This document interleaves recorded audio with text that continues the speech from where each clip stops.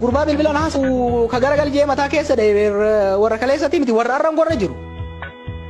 Manneen hidhaa Finfinnee manneen hidhaa federaalaa keessatti ilmaan Oromoo kan toorchar godhaa jiru. Fannisaa jiru. Rakkisaa jiru yeroo koronaa kana keessatti jara kaleessaati warra arraati. Hayila Sillaasee miti, Minilikii miti, Darguu miti, Wayyaanee miti. Bilxiginnaadha kan godhaa jiru. Har'atti farri Oromoo ka Oromoo boochisaa jiru. Ka deettuu Oromoo ajjeesaa jiru. Ajjeechisaa jiru. Bilxiginnaadha malee Wayyaanee miti, Darguu miti, Hayila Sillaasee miti, Minilikii miti. Hayila Sillaasees qabsoon ofirraa kaafne. Darguus qabsoon ofirraa kaafne. Wayyaanees qabsoo ofirraa kaafne. Kan arra nu nyaachaa jiru, kan arra Oromoo ajjeesaa jiru, Oromoo fannisaa jiru, Oromoo salphisaa jiru, injifannoo dhiiga isaatiin argate ormaaf dabarsaa jiru warra bilxiginnaati.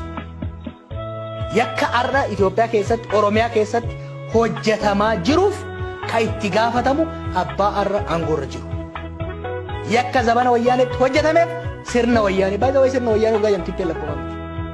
The entire Ihadeg system.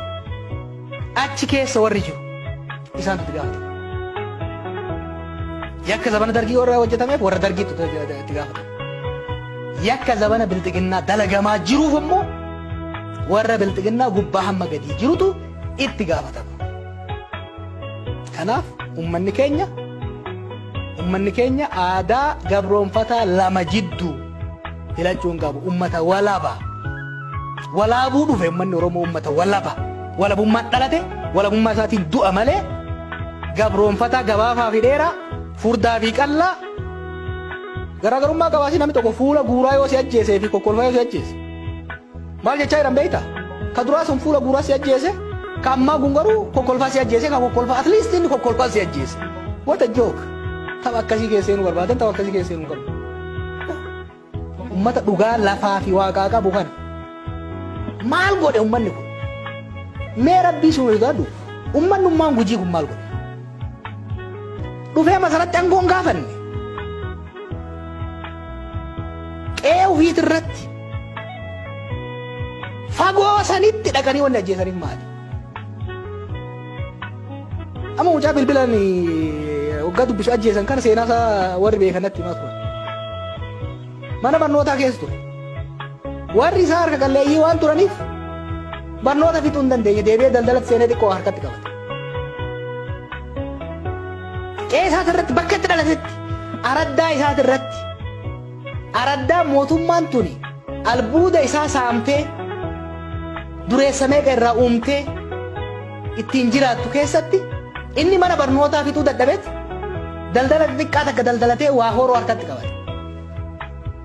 Biyya namaan dhayine. Oorruu namaatti hin dabarre. Mirga namaan sarbine. Qe'ee isaati irratti albuuda isaatiif miti kan du'e. Bilbila gamaa gamani waan xiqqoo naggatee bitate sun iyyinaan akkamitti bilbila iyyee jedhee ajjeesa. Can you imagine? An Oromoo ta'eef miti beektaa kan uummata kanaaf argu. Wallaahi dhugaa isaaniitu garana nyaata.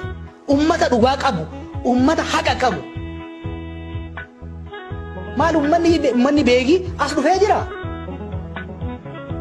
Amma riphee lolaa maal waan tokko namni keenya yaadachuu danda'u qaba. Shanee jedhanii irratti madaalan. Kuni kijiba. Define, defame and destroy. Karaa Hitleritti fayyadame kana. Ummata tokko maqaa wayiitti dhoobda. Saniin maqaa balleessita, san booda hin balleessita. Define, defame, destroy. Waggaa dheeraadhaaf maqaa abaa'ooti. Waggaa 27 namni keenya kadhumaa ture. Abaa'oo waan taate warri hin beekne Oromoo waan ta'e oorruu isaatiif waan dubbate. Yoo saaman xiqqoo keeshaa waan jalaa qabatee namni keenya dhumaa ture. Waggaa dabre shanee waggaa jedhan uummata Wallaggaa hundaan jechaa turan. Uummata Gujii hundaan jechaa turan. Har'a garuu Oromiyaa hundaan jechaa turan.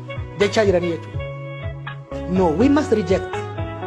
Deemsi akkasii uummanni keenya tokkummaadhaan wal dhaggeeffate, wal hubate osoo hin shawwatamu.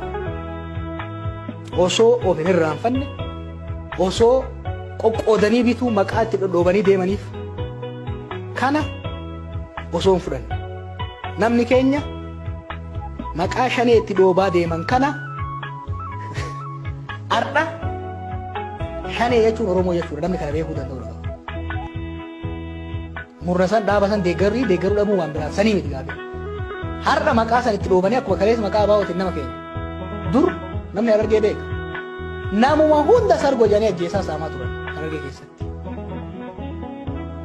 Baalee Farsii keessatti namuma hunda sooraa jedhanii ajjeesaa saamaa turan. Hin dhaabanne babal'ataa deemte. Har'allee tooftaa sanii nama keenya ajjeesuudhaaf hidhuudhaaf tooftaa ittiin deemte. Namni keenya tokkummaa isaa cimsatee noo jechuu danda'u.